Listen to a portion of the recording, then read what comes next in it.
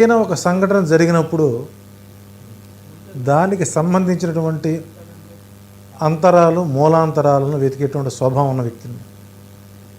అంతే తప్ప నేను ముందు చెప్పేసనే జరిగిపోయింది అదిగో నేను గొప్ప అని చెప్పేటువంటి వాడు సమాజానికి వాడు ఒక ఆస్ట్రాలజీ ఉన్మాదిగా చెప్పుకోవాలి. ఫస్ట్ వాస్తవం ఏంటి? ఎవరిని ఉటంకించి ఇది చెప్పారో పేర్లు తెలుసుకోవచ్చా? శర్మిష్ఠ అని ఆమె చెప్పింది. సో తెలుగు రాష్ట్రాల్లో కొంతమంది కూడా కొంతమంది పేర్లు చెప్పండి, మొహమాటం ఎందుకు చెప్పండి. మన వేణుస్వామి గారు చెప్పారు. ఓకే, నేను ఇప్పుడు అడుగుతున్నాను మీడియా పూర్వకంగా, నీకు తెలిసినటువంటి అంశం ఏంటి అందులో? మరి ముందుగా ఎందుకు చెప్పలేకపోయారు? జరిగాక చెప్పడం ఏంటి? చెప్పాడు కదా ఆయన, ఎప్పుడు ముందరే చెప్పాను, 2 నెలల క్రితం నా పాత వీడియోలు చెక్ చేసుకుని అంటారు. ఆవిడే చెప్పింది, ఈయన చెప్పారు. ఇవన్నీ తప్పండి. నేనైతే కొట్టేస్తాను. నా ఆలోచన ఎప్పుడు నిశ్చితంగా ఆలోచిస్తాను. మనకు బాంబేలో జరిగినటువంటి తాజ్ హోటల్ యొక్క ఉదంతం, అది రతన్ టాటా గారి వ్యవస్థ. ఇప్పుడు ఈ ఎయిర్ ఇండియా ఒక పార్ట్ ఆయన తీసుకోవడం జరిగింది, టేక్ ఓవర్ చేశారు. ఉగ్రవాద చర్యలు ఎప్పుడు జరిగినా కూడా టాటా గ్రూపుల పైన జరుగుతున్నాయి. ఎందుకు టార్గెట్ అవుతాను టాటా గ్రూప్ అంటే ఆయన హిందూవాది, ఒక హిందూవాది, ధర్మం న్యాయం సమాజమే దేవాలయంగా భావించిన వ్యక్తి.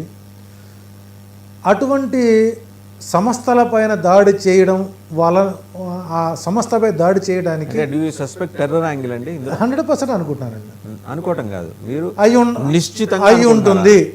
త్వరలో మనకి అంశాలు బయటకు వస్తాయి. మీరు వాళ్ళు చెప్పింది కొట్టిపారేశారు, ఇప్పుడు మీరు ఉగ్రకోణం అంటున్నారు. వాళ్ళు చెప్పిన దాంట్లో విశ్వసనీయత ఎలా లేదో మీరు చెప్పే దాంట్లో విశ్వసనీయత ఉంటుందని ఎందుకు అనుకోవాలి? అలా చెప్పిన వాళ్ళు ఈ సస్పెక్టెడ్ గణాంకాల్లో మనకు ఇలా తెలిసిందని ఎవరు ఏ రోజున చెప్పారు?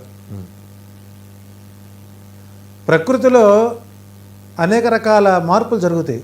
ఒక సంవత్సరంలో పడవ ప్రమాదాలు జరుగుతాయి, ఓడ ప్రమాదాలు జరుగుతాయి, వర్షాలు పడతాయి, కరకటం దిగుతాయి, బస్సులు ప్రమాదాలకు గురవుతాయి, రైళ్లు ప్రమాదానికి గురవుతాయి. లాస్ట్ ఇయర్ మొత్తం రైళ్లు ప్రమాదాలకు గురైనాయి కదా, జరుగుతుంటాయి.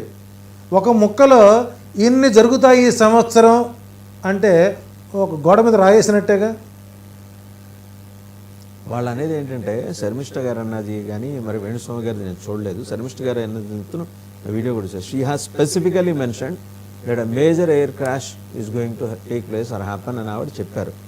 అంటే ఇక్కడ ప్రధానంగా ఆ చెప్పిన వ్యక్తి కూలంకషంగా చెప్పాలి. ఇక్కడ నేను తీసుకున్నటువంటి అంశాల్లో సరే జరిగింది వాళ్ళు చెప్పామంటున్నారు.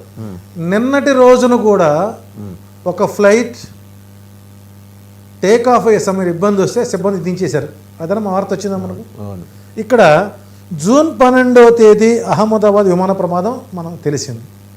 15, 16 తేదీల్లో సూర్యుడు, కుజుడు, కేతువు, రాహు మరియు బుధుడితో కలిసే త్రికోణ దృష్టి వలన ఒక వైమానిక ప్రమాదం నుంచి బయటపడ్డారు. రాబోయే రోజుల్లో జూన్ 21వ తారీఖు వేసవి అయనాంత అగ్ని మూలకంగా మరొక ఫ్లైట్కి ఇబ్బంది కలిగే అవకాశాలు ఉంది. ఎక్కడ, ఏ రీజియన్లో? అది మనం చెప్పలేము, అది మనం చెప్పకూడదు. మీరు డేట్ చెప్తున్నారు, చెప్తే అలర్ట్ అవుతారు కదండి. జూన్ 21వ తేదీ విదేశీ ప్రయాణాలు వాయిదా వేసుకోవడం మంచిది. ఎక్కడి నుంచి విదేశీ ప్రయాణాలు? ఏదైనా సరే భారతదేశం నుంచి, ఢిల్లీ నుంచి కానీ, ముంబై నుంచి కానీ, హైదరాబాద్ నుంచి కానీ, సముద్ర తీర ప్రాంతాల వైపు వెళ్ళేటువంటి అంటే ముస్లిమ్స్ కంట్రీస్ వెళ్ళేటువంటి ఫ్లైట్స్ కానీ, సప్త సముద్రాల అవతల వెళ్ళే ఫ్లైట్స్ కానీ కొంత ఆ రోజు ప్రయాణాలు వాయిదా వేసుకోవడం మంచిది. సో జూన్ 21వ తారీఖు అన్ని ఎయిర్లైన్స్ వాళ్ళ ఆపరేషన్ సస్పెండ్ చేయాలంటారు. దానికి కారణాలు ఎవరెవరు కాదో చెప్పుకొస్తాను నేను. రెండవది, జూలై 2వ తేదీ చంద్రుడు అంగారకుడితో కలిసి ఉండడం వల్ల ఆ సమయంలో కూడా కొన్ని విమానాలు మొరాయించే అవకాశాలు ఎక్కువ ఉంటాయి. ప్రమాదం కాదు. తర్వాత ఇదే జూన్ 21 అయితే ప్రమాదాలు జరుగుతాయి. జూన్ 21వ తారీఖున అవకాశాలు